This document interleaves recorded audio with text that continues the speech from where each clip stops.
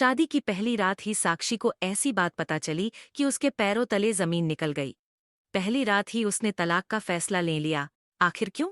साक्षी का परिवार एक मिडिल क्लास है। साक्षी के परिवार में माँ और पिता है।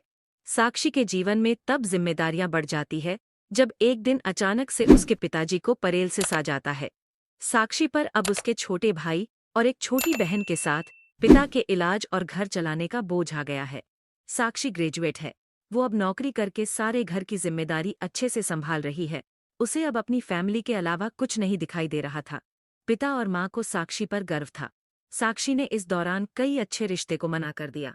साक्षी को पता था अभी उसकी जिम्मेदारी बड़ी है। वो अपने घर को ऐसी हालत में छोड़कर शादी नहीं करना चाहती थी। और फिर पता नहीं शादी के बाद कैसा परिवार और पति मिले। इन सब बातों को देखते हुए अभी वो शादी से दूर रहना चाहती थी।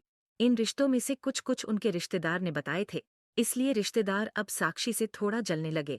उन्होंने साक्षी के लिए अपनी एक सोच बना ली थी। उन्हें लगने लगा था कि साक्षी बड़ी घमंडी हो गई है। इस कारण अब रिश्तेदारों ने भी धीरे धीरे बात कम कर दी।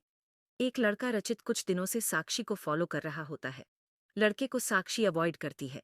लड़के का नाम रचित है। रचित साक्षी को दूर से ही देखता रहता। कभी उसने ज्यादा पास आने की कोशिश नहीं की। साक्षी को पता था कि वो उसे फॉलो कर रहा है, लेकिन कुछ ही दिन में रचित के बर्ताव से वो समझ गई थी कि वो किस तरह का है। जब साक्षी कभी उसके पास से भी गुजरती तो वो दूर होने लगता था। घबरा जाता था। साक्षी को मन ही मन उसकी यह बातें अच्छी लगने लगी।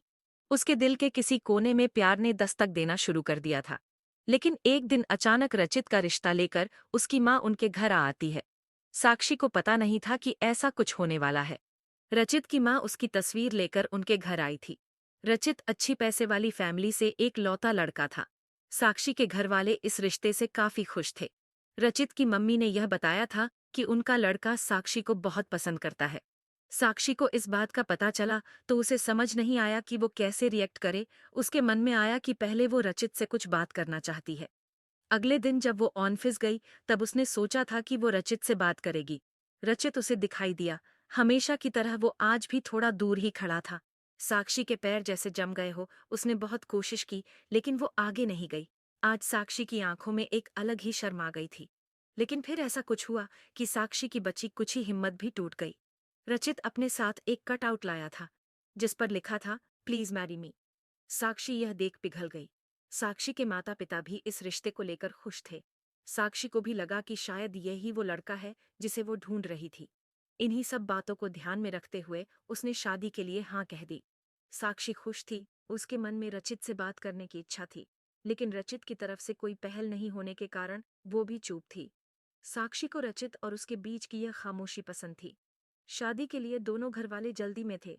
इस कारण शादी जल्दी में की गई। शादी पक्की होने के बाद ना तो रचित उसे दिखाई दिया, ना ही उसकी तरफ से कोई फोन आया।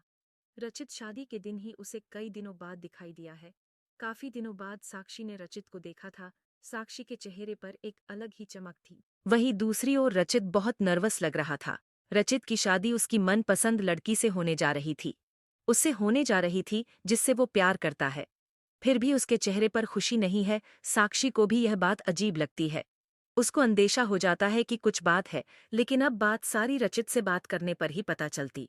साक्षी और रचित की शादी हो गई। अब घड़ी आ गई जब साक्षी रचित से पहली बार बात करने वाली थी। सुहागरात की सेज पर वो बैठी है और बाहर से कई लोगों की आवाज आ रही है।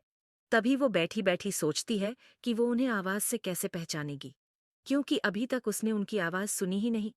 फिर रचित कमरे में आता है। चेहरे का रंग पूरा उड़ा हुआ रहता है। साक्षी एक नज़र चुपके से उठाकर उसे देखती है।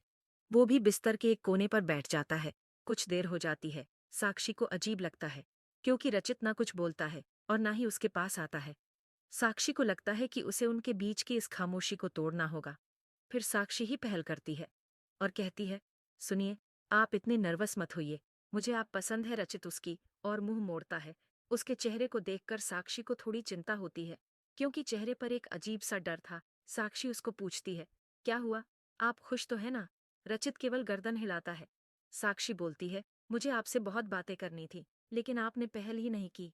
चलिए अब करते हैं। रचित अभी भी चुप रहता है। साक्षी फिर बोलती है, आप कुछ बोल क्यों नहीं रहे? रचित की आंखों में अब आंसू आ जाते हैं। सुहागरात पर अगर पति की आंखों में आंसू दिखे तो आप सोच लें, लड़की की क्या हालत होगी। साक्षी घबरा जाती है, क्या हुआ मुझे बताइए। तो अब साक्षी को रचित का वो सच पता चलाता है, जिसकी वजह से रचित घबराया हुआ है। रचित अब साइन भाषा में बताता है कि वो बोल नहीं सकता। साक्षी को धक्का लगता है, जैसे कि बहुत जोर से किसी ने धक्का मारा हो। वो चुप हो जाती है और रचित से दूर हो जाती है। पहली रात ही उसे पता चल जाता है कि उसके परिवार वालों के साथ धोखा हुआ है, और खुद रचित ने भी उसे यह नहीं बताया। वो बिस्तर पर बैठी बस यही सोच रही है कि अब क्या करूं। उसे कुछ समझ नहीं आ रहा था। रचित अपनी आंखों में आंसू लिए साक्षी को हाथ लगाता है। साक्षी उसके हाथ को जोर से हटा देती है, कहती है, मुझे छूने की कोशिश भी मत करना। वो उसी समय अपने घर जाना चाहती है, लेकिन रात होने की वजह से उसके पैर रुक गए। साक्षी बाथरूम का दरवाजा खोल के बाथरूम में खुद को बंद कर लेती है। रचित बाहर बिस्तर पर ही बैठा चिंता में डूबा है। सारी रात ऐसे ही निकल जाती है। उस बंद बाथरूम में साक्षी के मन में कई ख्याल आ रहे थे। आखिरकार उसने एक फैसला किया। उसने अपने घर वापस लौटने का फैसला किया। उसके परिवार को भी इस बात का पता नहीं होता। परिवार वाले भी यह सुनकर शॉक रह जाते हैं और अपने आप को कोसते हैं कि उन्होंने जल्दी कर दी, पहले पता लगवाना था। साक्षी ने फैसला लिया कि अब वो कोर्ट में बात ले जाएगी। शादी के एक दिन बाद ही बात तलाक तक पहुंच जाती है। उसने फैसला किया कि झूठ से बनाया। ये रिश्ता वो नहीं चाहती। रचित की माँ साक्षी के घर आती है। साक्षी की माँ उन्हें भला बुरा कहती है। साक्षी उन्हें रोकती है। वो पूछती है, आपको जरूरी नहीं लगा इतनी बड़ी बात हमें बताना? रचित की माँ नीचे मुंह कर और चुप रहकर सारी बात सुन रही है। रचित की माँ कहती है कि मैं माँ अपने बेटे का भला ही चाहती हूँ और उसके पिता भी नहीं है।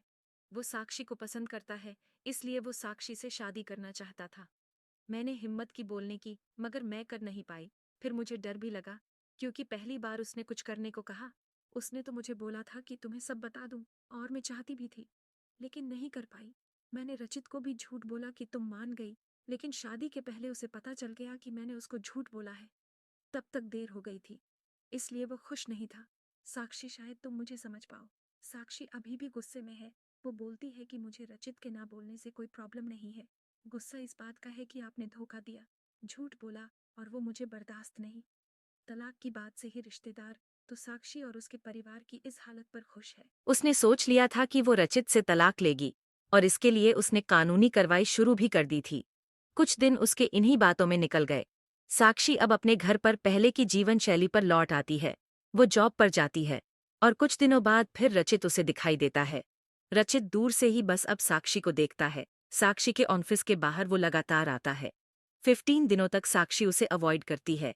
फिर एक दिन उसके पास जाकर बोलती है, अब यह सब करने से कुछ नहीं होगा, और मैं नहीं चाहती कि तुम कुछ नाटक करो, इसलिए यहाँ आना बंद कर दो, समझे? साक्षी की बातें वो सुन रहा है। वो साक्षी को इशारों में काफी पीने को कहता है, लेकिन साक्षी वहां से चली जाती है। रचित ने अब यह रोज का काम बना लिया। एक दिन फिर वही रचित खड़ा रहता है। साक्षी उसके पास जाकर कहती है, क्या चाहते हो? अब तुमने मेरी जिंदगी खराब तो तुमने कर दी। रचित फिर काफी का इशारा करता है। साक्षी कहती है, काफी पीकर मेरा पीछा छोड़ दोगे? रचित गर्दन हाँ में हिलाता है। पास के ही एक रेस्टोरेंट में टेबल पर दोनों आमने सामने बैठे हैं। रचित अपने फोन में कुछ मैसेज टाइप करता है। साक्षी उसको देख भी नहीं रही है। साक्षी के फोन में मैसेज आता है, जो रचित का लिखा होता है, sorry but I really love you so much. कोई भी बोलने वाला तुम्हें मुझसे ज्यादा प्यार नहीं कर सकता, और बात तो झूठी भी कोई कह सकता है, लेकिन आंखें हमेशा सच बोलती है। एक बार मेरी आंखों में देख लो, फिर तुम्हें जो सही लगे वो करना। साक्षी का सारा गुस्सा मैसेज पढ़ाते ही चला गया। वो धीरे से अपनी आंखें उठाकर रचित की आंखों में देखती है, और उसकी आंखों से आंसू निकल आते हैं। वो अपने आंसू को रोक नहीं पाती। फिर वो उसी संकट में पड़ जाती है जहां उसके सामने कई सवाल रहते हैं। रचित टेबल पर रखे साक्षी के हाथ पर अपना हाथ रखता है। साक्षी बोलती है, अपनी इमोशनल लाइन और भोली शक्ल से तुम्हारी गलती नहीं छिप जाएगी। अब दोनों के बीच में एक अजीब सी चुप्पी बन गई। रचित को लगता है कि साक्षी ने उसे अभी भी शायद माफ नहीं किया। वो अपना हाथ साक्षी के हाथ से हटाकर जाने की कोशिश करता है, लेकिन इस बार साक्षी उसका हाथ पकड़े डेंच लेती है। बोलती है, पहले ऐसी बात नहीं लिख सकते थे।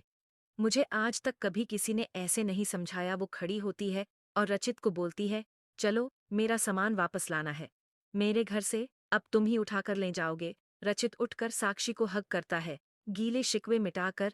इस तरह उनके नए जीवन की शुरुआत होती है। दोस्तों, कहानी को पूरा सुनने के लिए धन्यवाद। आगे भी और अच्छी कहानियों को सुनने के लिए हमारे चैनल को सब्सक्राइब करें।